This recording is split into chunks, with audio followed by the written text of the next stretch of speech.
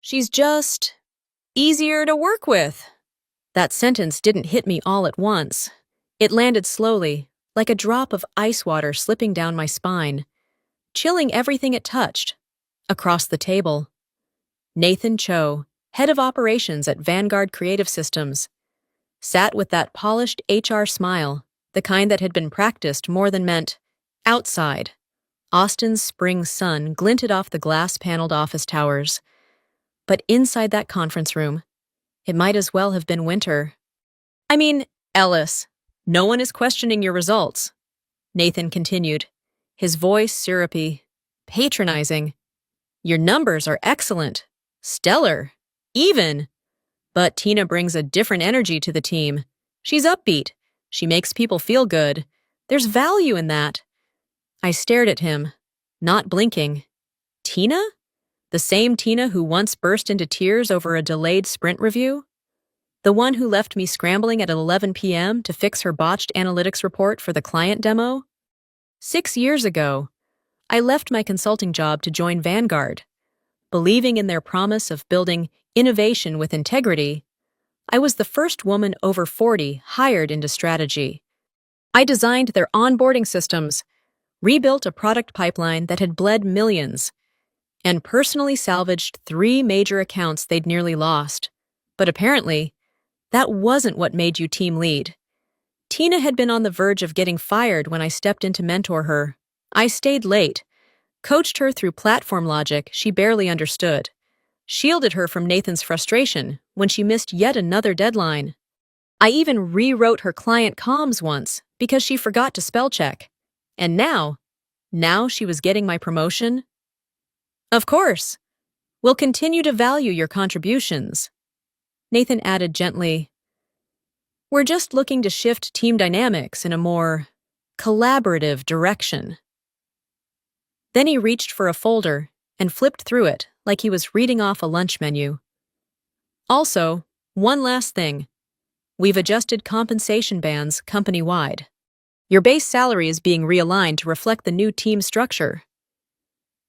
My heart didn't just drop. It fell through the floor. No raise, no promotion, a pay cut, all wrapped in language too polished to scream. I forced a small nod, said nothing. Instead, I opened my portfolio and slid a sealed white envelope across the table. Thanks for the clarity, Nathan, I said softly. Here's mine. She just brings a better energy to the room, Nathan had said. That was his follow-up. Like I hadn't already heard enough. People feel more at ease around Tina. She's bubbly. She makes the space lighter. I sat there, fingers loosely clasped in my lap, nodding like I agreed, like I understood. But inside, something cold and slow was moving through me. Not anger, not yet. Just that low, tight ache of being uninvited from a story I helped write. Tina had better energy. I'd been the one staying in the office until midnight when she forgot to check the Q4 report line items. The one answering last-minute client pings on Sundays while she was off posting mimosa selfies with the caption, # work-life balance. The only lightness I brought to the team was the kind that came from lifting them over deadlines they couldn't carry. That afternoon, I walked past the break room and saw them. Tina, laughing with 2 of the junior associates, Nathan pouring himself a 3rd cup of artisan roast. Someone played lo-fi beats from their phone speaker, loud enough to blur the usual undercurrent of pressure. The room pulsed with a kind of curated calm. No one looked up. Back at my desk, I unlocked my screen. Notifications flickered in the corner. Slack, email, calendar. I scanned the messages without really reading, until one ping stopped me cold. Strategy sync. Reminder, 3 p.m. Huddle on next phase rollout. Underneath, the attendees listed. I wasn't tagged. I wasn't invited. The system being discussed? My idea, my structure, my process. Months ago. I'd presented the outline, had even built the prototype workflow in Trello during a quiet weekend, hoping it would smooth the handoffs between product and sales. I reread the thread again. Still not there. No Ellis. No reference. No trace. It hit harder than the skipped raise or the stolen promotion. This wasn't about recognition anymore. It was about erasure. I wasn't just being pushed aside. I was being peeled out of the frame.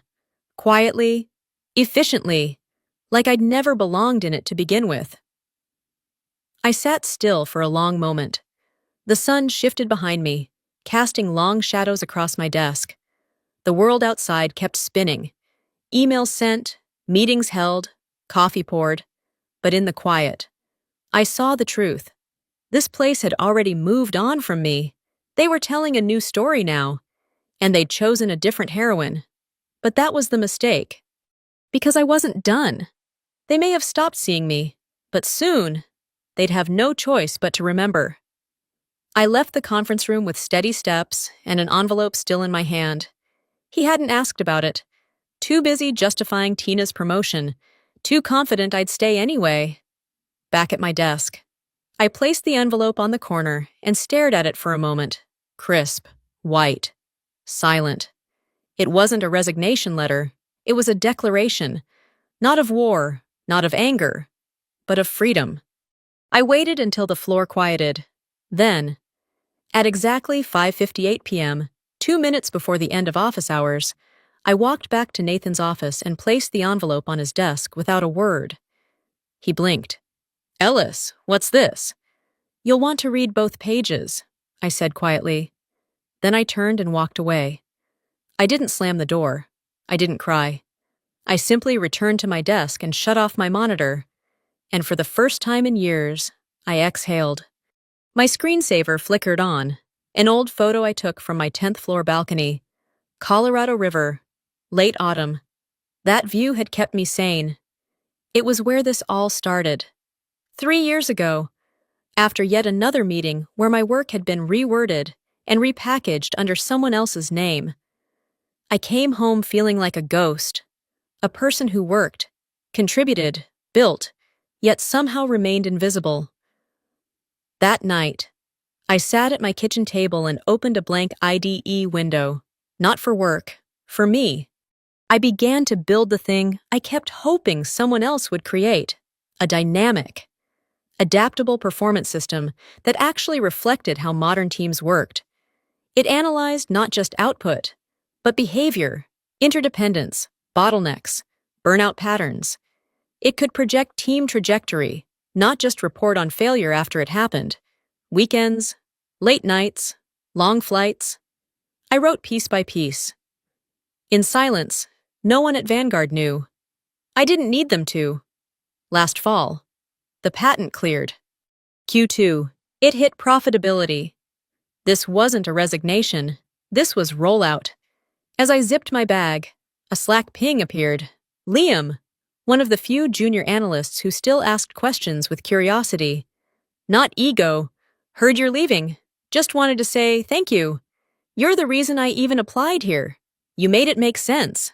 I won't forget what you taught me. My eyes lingered on the screen. Thank you.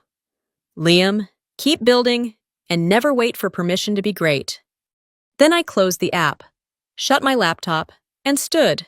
Some people leave quietly, some leave broken, and some leave because they were never meant to stay in small rooms.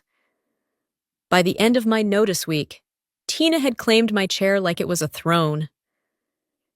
She slid into my old responsibilities with a self-satisfied smile. Latte always in hand, giving overcompensated pep talks and calling last-minute huddles like she was hosting a game show, and management ate it up. Her optimism was seen as initiative, her shallow confidence mistaken for leadership. But beneath the surface, the cracks were already forming. 3 days after I handed in my resignation, Tina pinged me on Slack. Hey, quick cue. Where do I find the routing logic for the CRM triggers? Can't seem to find the main flow. I stared at the message, blinking slowly. That logic wasn't tucked away. It was central. It was everything. I'd spent months building it, automating pipelines, forecasting client engagement trends before they dipped. It was the spine of the entire client operations module. She didn't know where it was. because she'd never understood how it worked.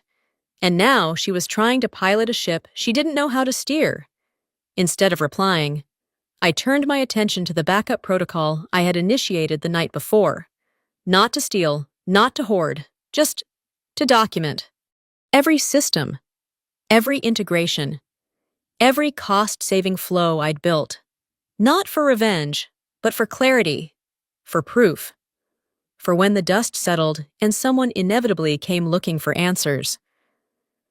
I created a full offline archive of my contributions, 3 years of process designs, 6 optimized project frameworks, documentation of every measurable outcome tied to the systems I introduced. It wasn't petty, it was protection. It was evidence that the foundation they were standing on had a name. Mine. And then, 2 days before my last day, it happened. A flagged email hit my inbox, copied on a client thread by accident. It was a $1.5 million enterprise contract renewal with one of our top clients, and something had gone wrong. Tina had ignored a risk flag I'd coded into the platform, a red marker signaling a missing compliance verification. The system caught it. Tina didn't. Now the client was furious. Legal had been looped in. And Tina? She blamed the tool. In a Slack channel full of managers, she wrote, "Looks like there were blind spots in the previous process. I'm already working on building something more streamlined." I read it twice, jaw locked, blood hot under my skin. Blind spots? She was standing on top of a system that had saved the company close to $2 million over 3 fiscal years, and now she was not only fumbling it, she was rewriting the narrative to suit herself. I wanted to shout, to type back a list of hard facts, of metrics, of receipts, but I didn't. Instead, I opened a new folder. Dropped in the email thread, the internal workflow logs, the original flag trigger code. Let her hang herself with her own shortcuts. I walked to the break room for tea. Kept my posture even, my tone neutral. A few coworkers glanced over but said nothing. The place already felt like someone else's, shallow, rushed, and built on borrowed time. Tina strutted past me that afternoon, talking loudly on the phone to a vendor she could barely pronounce. I watched her for a moment. The cracks beneath her heels were spreading.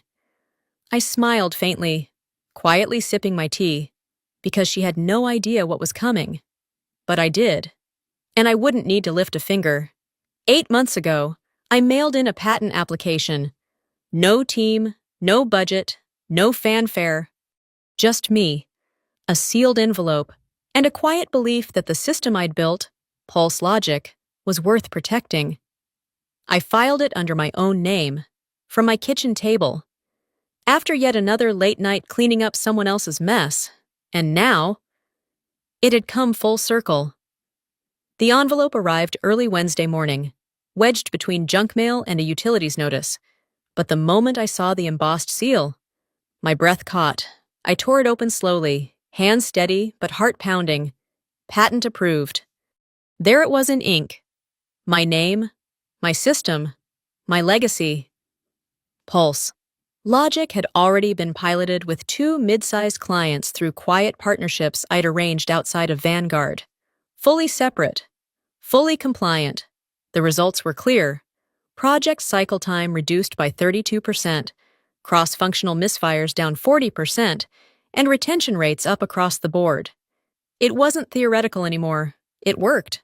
It sealed. And it worked because I understood how teams failed and what they needed to thrive. Not politically, but functionally. I thought that would be the peak of the week. But that afternoon, my phone rang with an unfamiliar area code. Ellis Hart? Yes.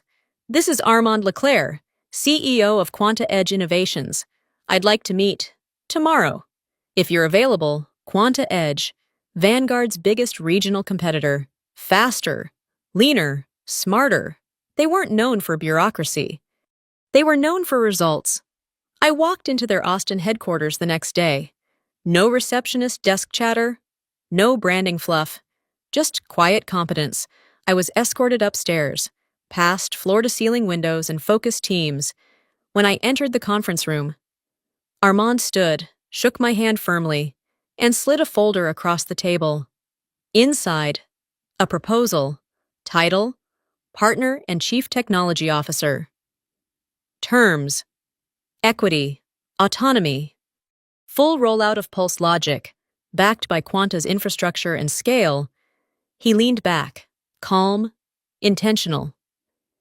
You built this without a team, without funding, and you made it work. That's not just innovation, that's execution. We're not offering you a job, we're offering you a platform. I didn't speak right away, because for the first time, I didn't have to fight to be understood. He wasn't looking for charisma. He wasn't impressed by presence. He saw the system, the numbers, the proof. He saw me. I reached for the pen, slow but certain. This wasn't about revenge.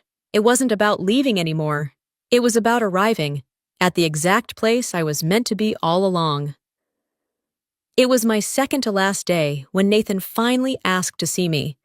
His message came through Slack, curt and impersonal. Ellis, do you have 5 minutes? My office. I took a deep breath, smoothed my blouse, and walked toward the glass-walled corner that had once felt so far above me. When I stepped inside, Nathan was standing behind his desk, gripping the printed copy of my resignation packet like it might catch fire. His eyes flicked up, and for the first time since I'd known him, he looked shaken. He started, then cleared his throat. I read through your attachment, so he finally read something I wrote. The attachment, of course, was not just a letter of resignation. On page 2, I'd included a concise report outlining Pulse Logic, its function, measurable impacts, and third-party pilot results. Clean, direct, irrefutable.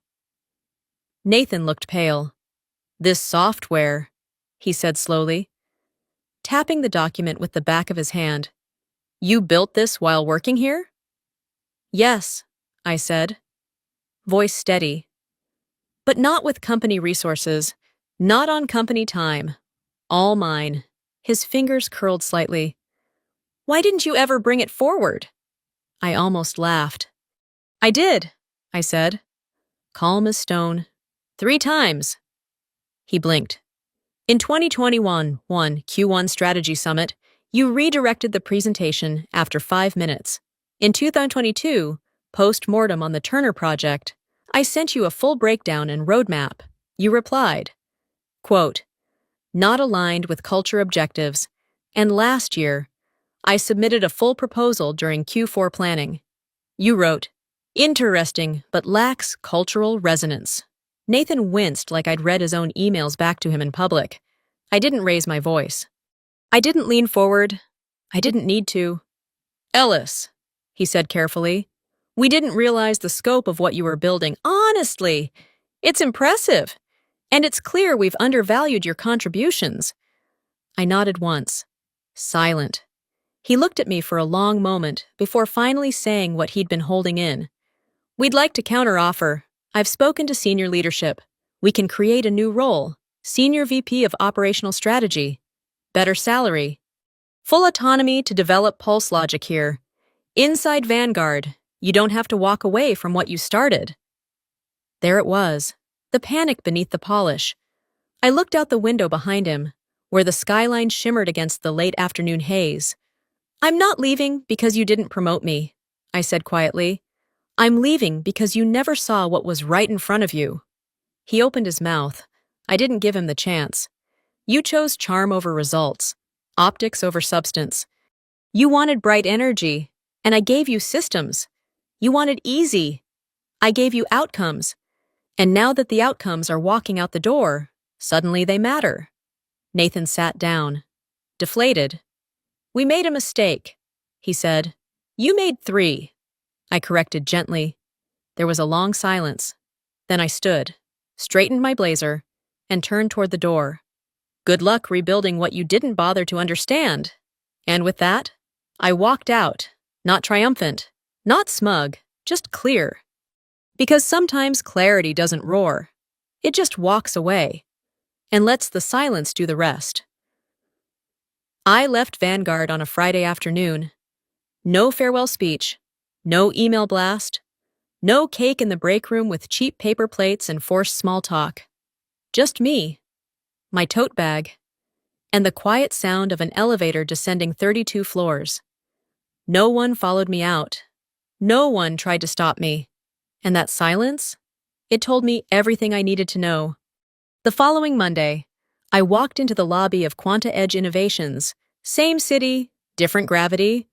No noise, no pretenses. Just the quiet rhythm of a company that didn't need to shout to prove it was alive. "Ms. Hart?" the receptionist asked, already smiling. "They're ready for you upstairs." I followed the assistant through bright, open corridors. Natural light spilled across polished floors, softening even the sharpest lines of metal and glass. At the end of the hall was my new office. Corner view. Minimalist desk. No clutter. And a black nameplate that said it all. Ellis Hart Partner. Strategy and Systems Innovation. For a long moment, I stood still, just looking. This wasn't just a room. It was validation made physical. Waiting inside was my new team, 6 people, engineers, designers, systems thinkers, not handpicked to manage me, handpicked to build with me. They weren't here to test my vision. They were here because of it. "Welcome to day 1, said Caleb, the lead systems architect. "We've already reviewed Pulse Logic's pilot specs. Ready when you are."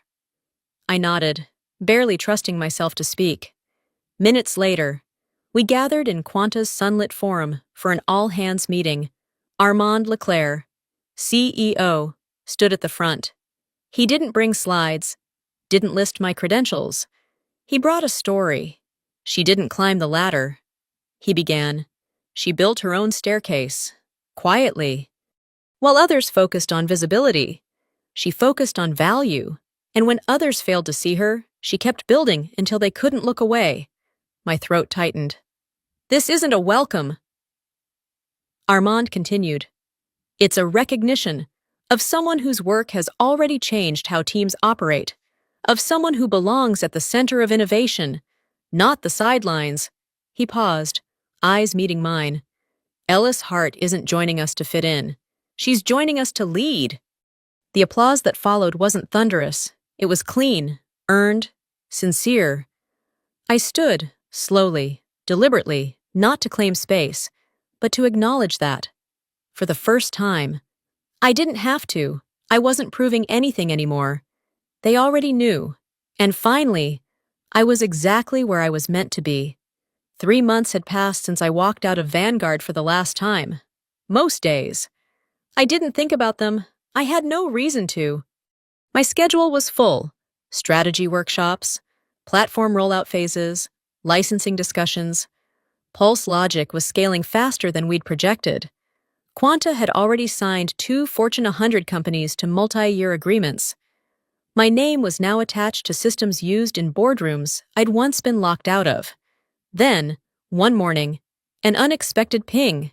Tariq Henderson, former marketing director at Vanguard. Just 2 words. Check the news. I clicked the link without thinking. It took me to the homepage of Austin Business Journal. Front and center, Vanguard Strategies loses 30% of clients after Q2 systems breakdown. The subheadlines painted a picture I didn't need help imagining. Delayed product rollouts, missed contractual milestones, 3 enterprise clients walk away. Internal teams cite untraceable workflows and absence of logic continuity. But it was the quote in bold that stopped me cold. "We once trusted their systems like they were bulletproof.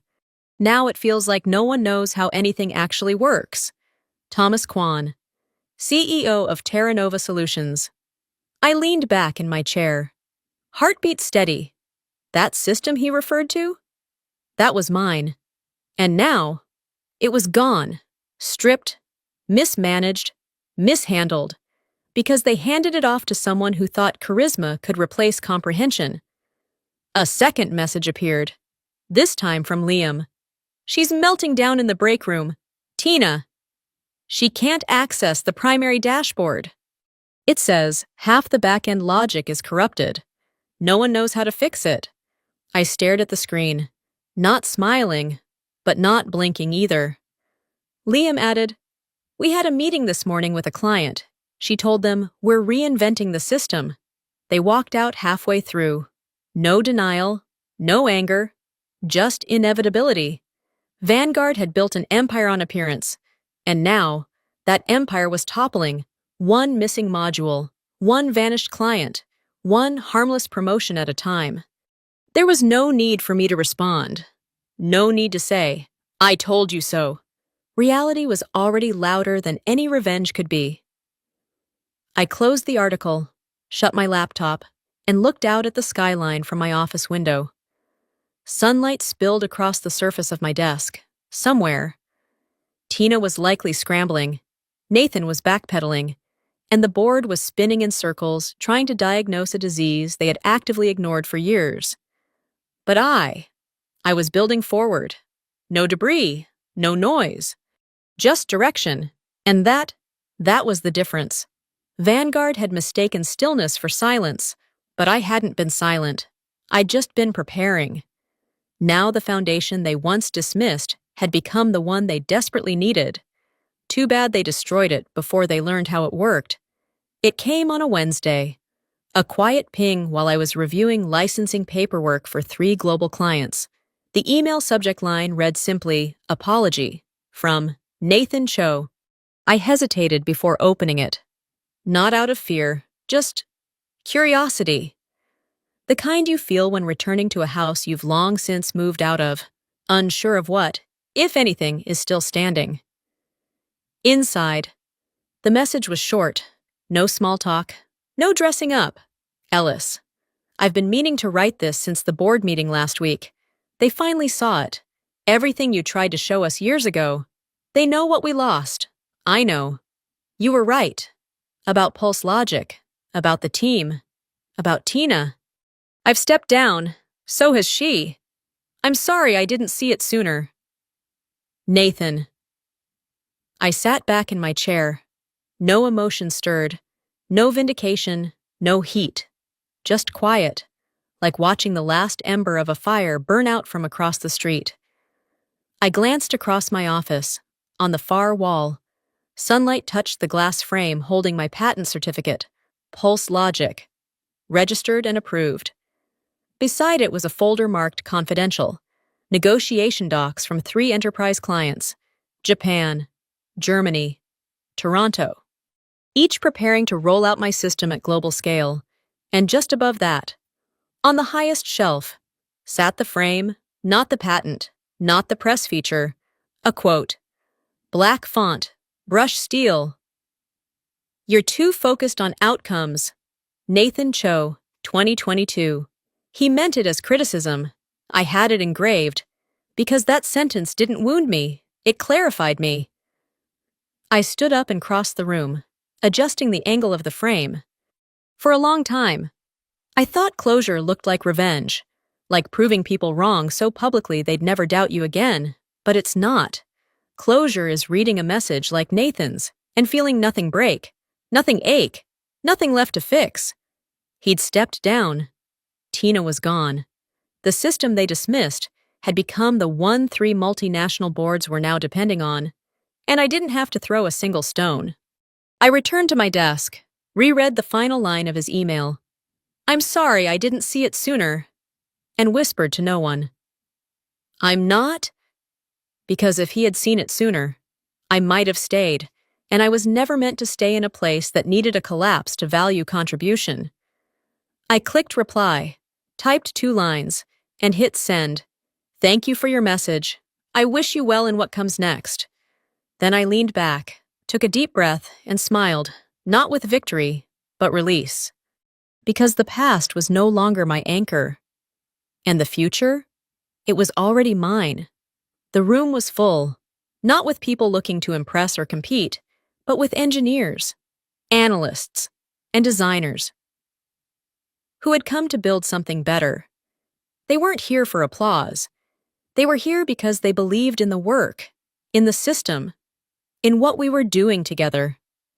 I stood at the front of the conference hall, sunlight tracing lines across the floor, and let the moment breathe. Then I spoke. 3 years ago, I built Pulse Logic alone, not because I didn't want help, but because no one wanted to believe it mattered. I paused, letting that land, not as bitterness, but as truth. Now, it's not just mine, it's ours.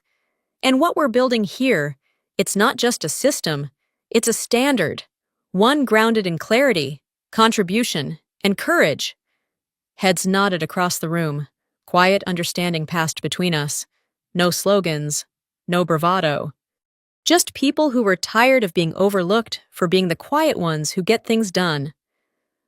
I closed with one truth I wish I had heard years earlier.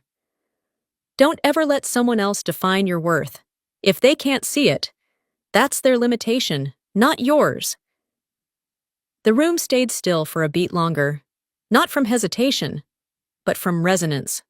That evening, as I drove home, the Austin skyline glowed gold against the darkening sky. My route took me past my old office building, Vanguard Strategies. The lights on the top floor were off.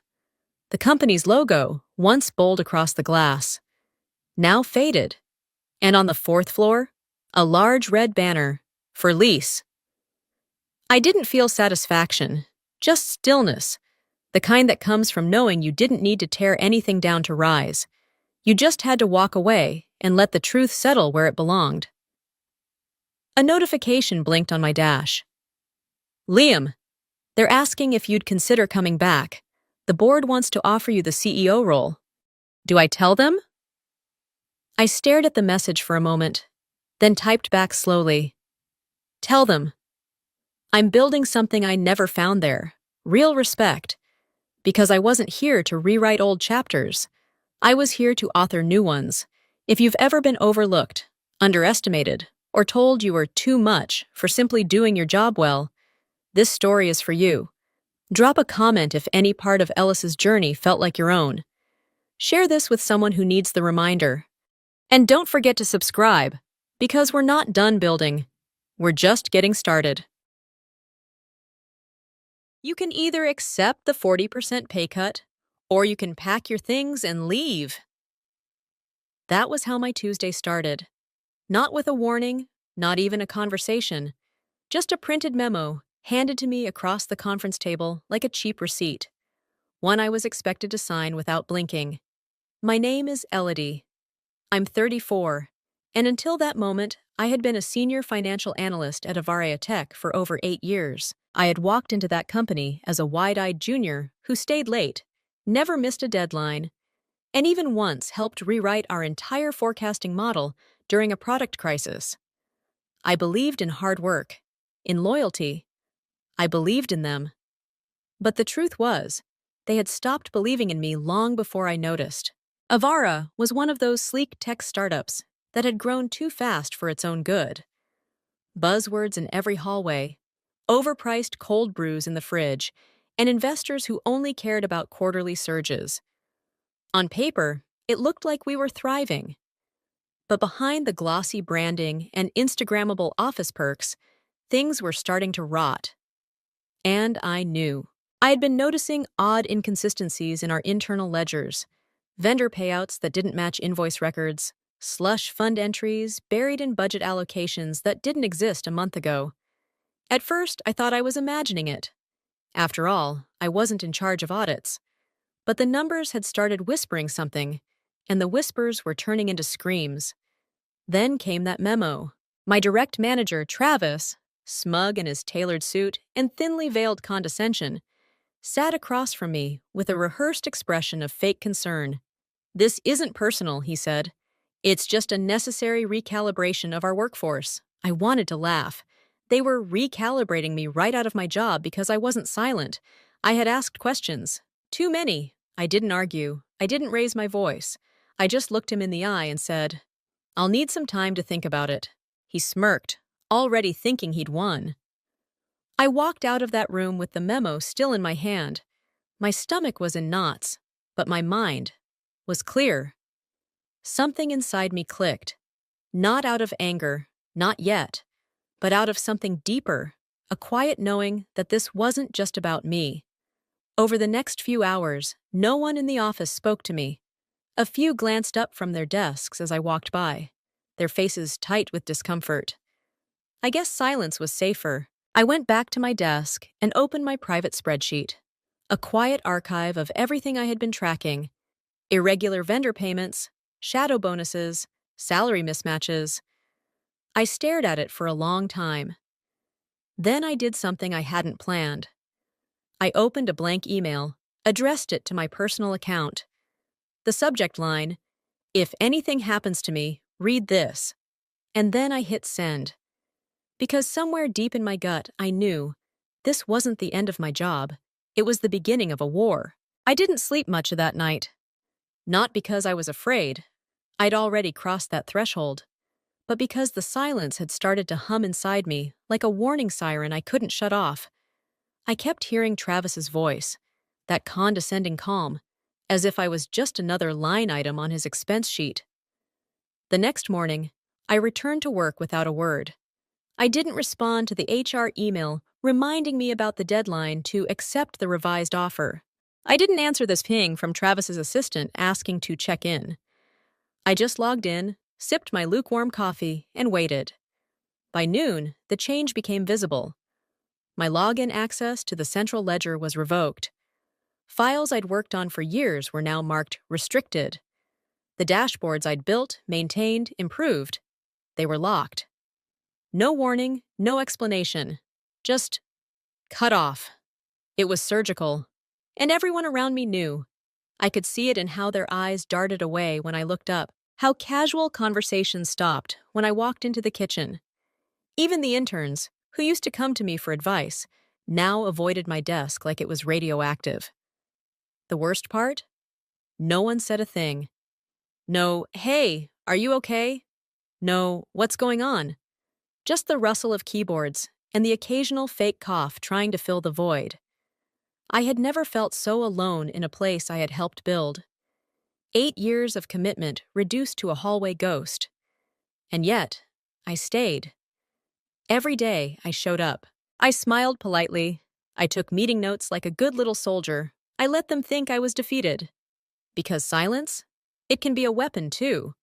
What they didn't know was that every evening, I took the long way home, not to avoid traffic, but to stop by the public library. There, I used a computer that wasn't connected to our network, logged into a private email account, and began cross-referencing vendor payments with state contractor registries. It didn't take long before things stopped adding up. There were payments going out to vendors that weren't legally registered in the state. Consulting fees issued to shell LLCs tied to a residential address in another city. And then there were the salaries, dozens of employees listed at adjusted pay rates far below legal minimum, under the guise of equity packages that had never been filed. They weren't just trimming costs, they were laundering. That's when the guilt hit me. Not fear, guilt. Because I had seen the cracks forming months ago, I had felt it. I had chosen to look away. Maybe it was because I didn't want to believe it. Or maybe I was just tired of always being the one to speak up, only to be told I was too intense or not a team player. But not this time. This time, I wasn't going to warn them. I was going to watch them burn. I printed everything: names, invoices, wire transfers, emails. I didn't rush. I labeled each file, sorted the evidence. And then, one night, after confirming every detail, I made the decision that changed everything. I picked up my phone, dialed a number that had been sitting in my notes for weeks, and when the voice answered, calm and official, I said, "Hi, I'd like to report a case of corporate fraud and wage theft. I have documents to prove it." I thought I'd feel relief after making the call. Vindication, maybe. Some small sense of control. Instead, I felt nothing. Not emptiness, just a stillness, like that second of silence before thunder cracks open the sky. I stared at my phone for a long time after hanging up, expecting something to happen. An email, a knock, a text from someone who somehow knew. But there was nothing. The next few days were oddly normal. Too normal. I kept going to work, slipping into the role of the woman who'd given up, the one they'd already started erasing. I played my part well, until Thursday morning. That's when the first tremor hit. I walked into the office and immediately sensed it, an energy shift. The front desk was unusually quiet. Our office manager, usually glued to her phone, was talking in hushed tones to a man in a dark blazer. A man I didn't recognize. I passed by slowly. His badge read, Labor Department, Division of Enforcement. My heart leapt. I didn't stop. I couldn't. I had to pretend I was just another cog, unaware of the storm gathering above my head. But God, I was shaking inside. They were here. It was real. By noon, 3 more officials had arrived. They carried laptops, clipboards, and that eerie sense of purpose that only government agents seem to possess. One by one, department heads were pulled into conference rooms. Not me. No one called my name. I kept typing at my desk, pretending to focus, my fingers trembling against the keyboard. My coworkers were on edge too, half of them whispering in Slack channels, the other half just avoiding eye contact altogether. And then, Travis stormed past me, his face pale, jaw tight. He didn't look at me. That was when I knew. He felt it. And yet, I had to keep waiting. It wasn't until the following Monday that I received the message I'd been holding my breath for. An encrypted email from the Department of Labor. They wanted to meet. With me, privately. That night, I sat in a coffee shop far from the city, heart pounding as I reread the email. I was being asked to serve as a confidential informant. Not just a whistleblower, a cooperating witness in an ongoing federal investigation into wage theft, labor exploitation, and fraudulent financial reporting. Too much? Yes. Overwhelming? Absolutely. But deep down, I felt something else too. Finally, someone was listening. The next day, I met with the lead investigator in a discreet office building across town. She was sharp, calm, and didn't waste time with niceties. "You're not the first person to file a complaint," she said quietly. "But you are the first with this level of documentation." That sentence hit me harder than I expected. Wait, there were others? That's when the real shock came in. 3 other employees had attempted to report Avara in the past year. 2 were dismissed without warning. 1, someone from HR, simply vanished, her exit labeled family emergency. No one ever asked questions, too disappointing for words. But this time, they said, was different. Because this time, the case had teeth. My evidence, meticulously organized, cross-verified, and time-stamped, was now the backbone of the investigation. They would be issuing formal subpoenas within days. And soon, there would be a financial audit. A real one. I couldn't believe it. After months of being ignored, pushed aside, treated like nothing, I was now the center of the storm. Not by choice, but by necessity. The truth I had been quietly collecting was about to blow a multi-million-dollar company wide open. And still, I had to go back to work. I had to walk into that building every day, past the people who'd written me off, sit at my desk like nothing had changed, all while knowing everything was about to. And I did it. But inside me, something was shifting. I wasn't scared anymore. I was angry.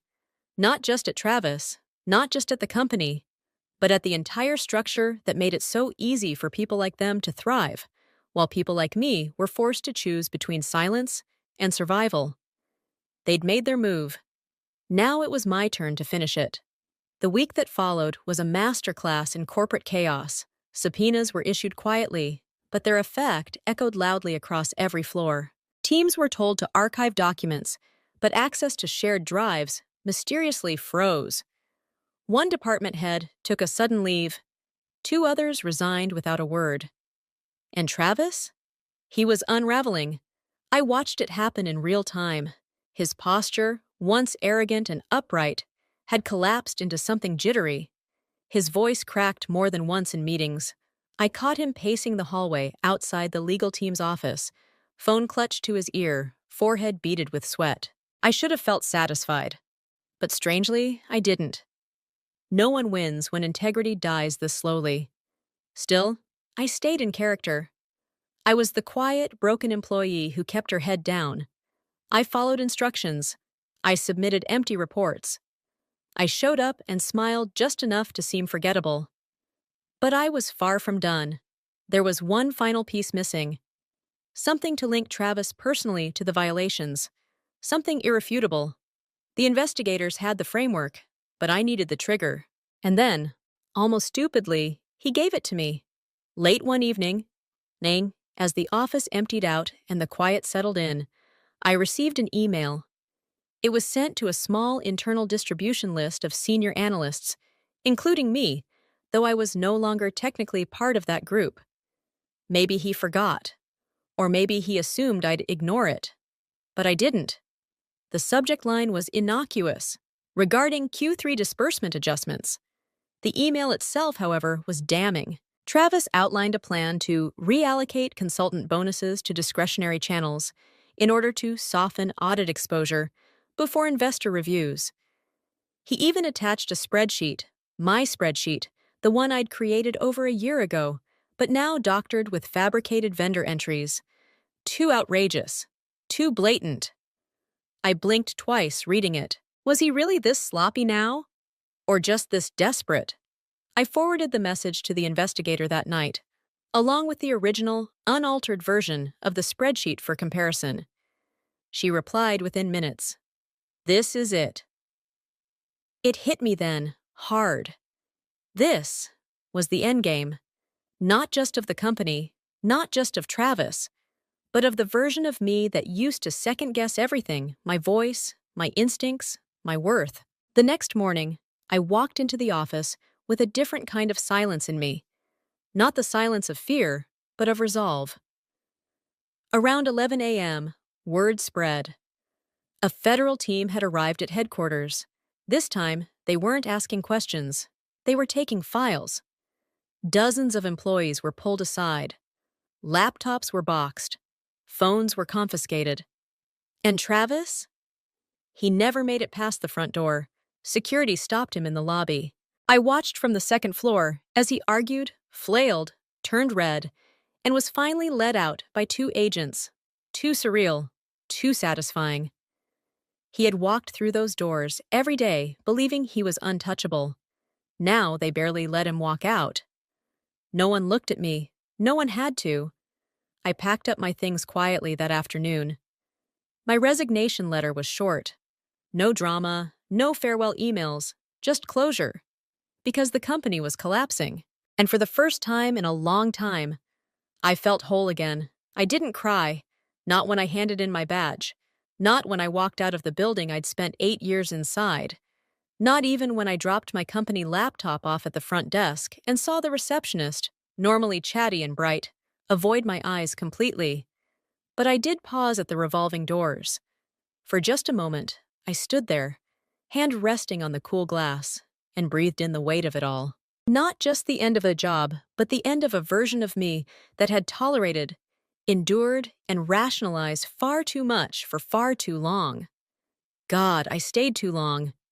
It hit me like a delayed wave.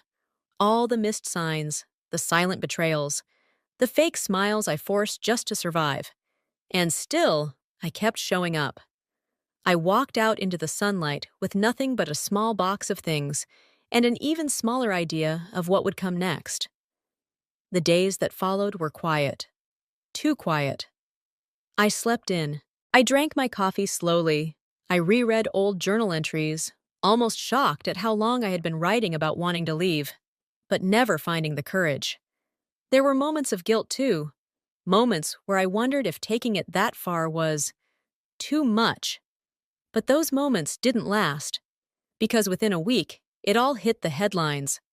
Avara Tech under federal investigation for financial fraud and labor exploitation. Former executives face possible criminal charges after whistleblower cooperation. And then it came. My name. Not shouted, not broadcast, but whispered in threads, private messages, quiet emails. People who had once ignored me in the halls were now reaching out in secret. "I'm so sorry. I should have said something. I knew something was wrong, but I didn't know what to do. I wish I had your strength." Some messages brought tears to my eyes, ones from employees I barely knew, people in other departments who had felt the same fear I did, but never had the tools or timing to act. Others just made me mad. "Now you care? Now you remember?" It's wild how the silence of others can feel louder than any words ever spoken. And yet, I didn't lash out. I didn't respond to most. I wasn't angry for the attention. I was just tired. Grateful, but tired. Justice doesn't come with confetti. No parade. No grand applause. Just space. And that space, finally, was mine. A week later, I got a phone call from someone I didn't expect. Julia, the former director of HR who had disappeared months ago. Her number lit up my screen and my heart stuttered. "Elodie," she said, "you saved more people than you'll ever know." She told me about the internal complaints she had tried to escalate, how she'd been forced out after pushing too hard. She had thought about going public but didn't have the documentation. "What you did," she said, voice cracking, "tied it all together." That call stayed with me. And then, just like that, the universe cracked open a little wider.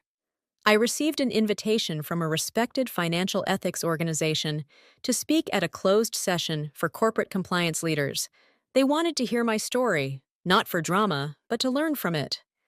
To build better systems, to protect people like me, like us, before they're forced to burn everything down just to be heard.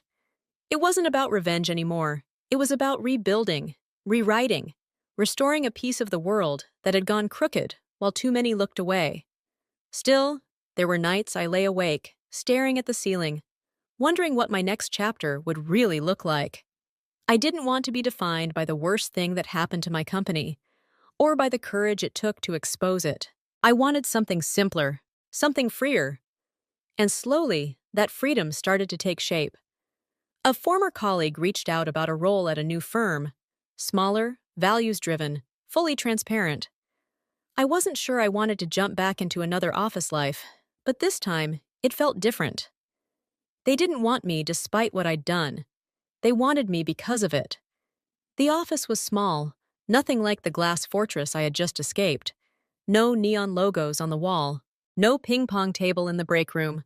Just soft lighting, quiet hums of focused energy, and the kind of atmosphere that felt human.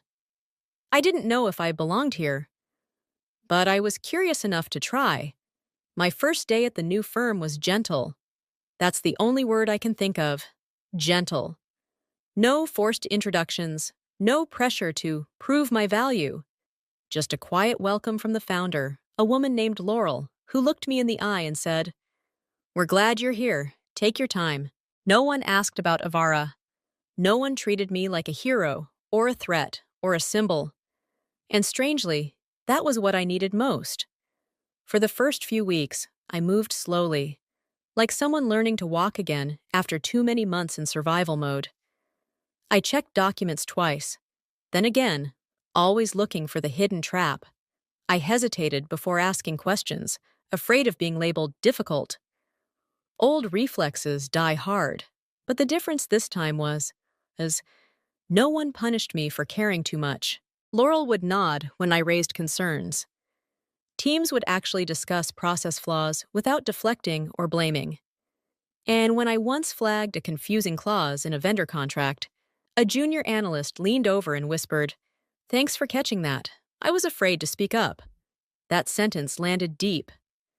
Afraid to speak up.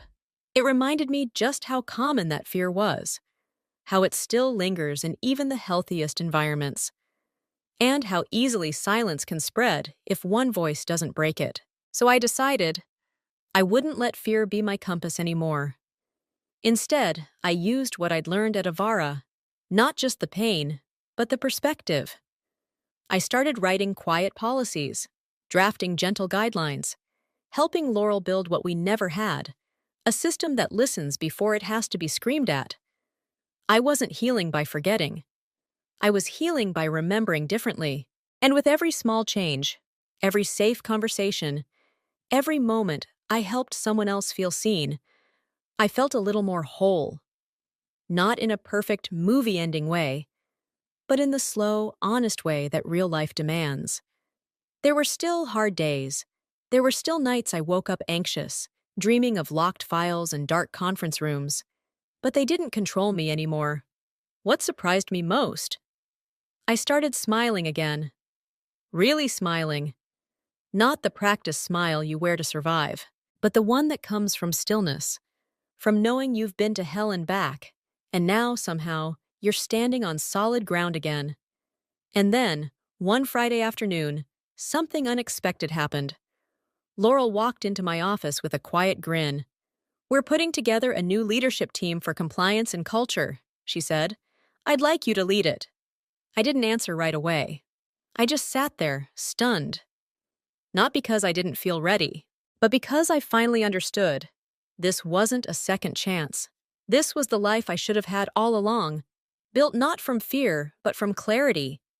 I accepted the role the following Monday, not out of ambition, but out of something deeper. A promise I had made to myself during those long, lonely nights at Avara. That if I ever got the chance again, I wouldn't just survive the system. I'd help rebuild it. My first act as the new head of compliance and culture wasn't flashy. No announcements, no sweeping policies. Instead, I invited every department, no matter the size, to send one representative to a listening session. No agendas, no pressure, just space. To speak, to be heard, to be human. And people showed up. Quiet at first, guarded. But slowly, stories emerged. Microaggressions no one reported. Burnout that had gone unnoticed. Unclear boundaries. Hidden fears. Yes. Patterns I knew all too well, just dressed in a kinder disguise. The difference? This time, they weren't ignored. We didn't fix everything overnight. But we named it. We documented it. We started rewriting the foundation. And that was everything. Some days I still felt the old ache, the shadow of who I'd been before everything broke. But then I'd look around, at the interns who now felt safe enough to speak up, at the managers who asked how to lead with care instead of fear. And I knew, this is what healing can look like. Not just for one person, but for a culture. One afternoon, as I was heading out, I caught a glimpse of myself in the glass of the front door. Hair windblown, tired eyes, and a calm I hadn't seen in years. I didn't just look like someone who had survived. I looked like someone who had returned to herself. So many of us are taught that speaking up will cost us everything. And sometimes it does. But silence? That has a cost too. And it's often paid in dignity, self-worth, and years of wondering, what if? If you've ever stood at that same crossroads, between staying silent and standing tall, what did you choose? And if you could go back, would you choose the same? Tell me your story in the comments. Maybe, just maybe, your voice will be the one someone else needed to hear before they gave up. Because sometimes justice starts with a whisper and ends with a voice like yours.